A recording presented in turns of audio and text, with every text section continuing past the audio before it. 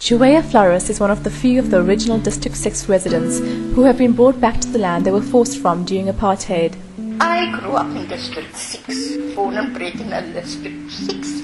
And then I married a man from District 6 in 1950, and I stayed in District 6 till 1973. Then we had to move. When he was 80, we had to move because the government took over. The 84-year-old mother and wife clearly remembers the day she was forced to leave. You know, they started coming in the 1960s door to door. The day we had to move out, you know, the night before, I was sitting all surrounded with my belongings. And the wind was blowing that night. And I was sitting and I'm thinking to myself, it was as if, to me it was as if the wind is also mourning my removal. The first time they offered about 4,000 and we wouldn't take it. Then they offered 6, very big house we had. Then they said, well, this is the final.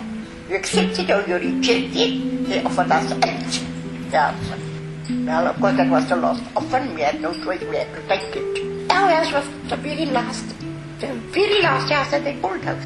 But for Mrs. Flores, the story ended happily. You know what is the valuation of this house? 700,000. We were offered 40,000. I've been told by so many people, very educated people, that they always used to say to me, Mrs. Flores, whatever you do, don't take the money. This house as it stands, we got nothing out of our pocket. I could never think this is really going to materialize. Although it's not like I used to have in District 6, and it will never be. I'm very content. There aren't many who can say the same. While she had the benefit of good advice, most of her neighbours took cash compensation under the new government. The money did nothing to change their economic status.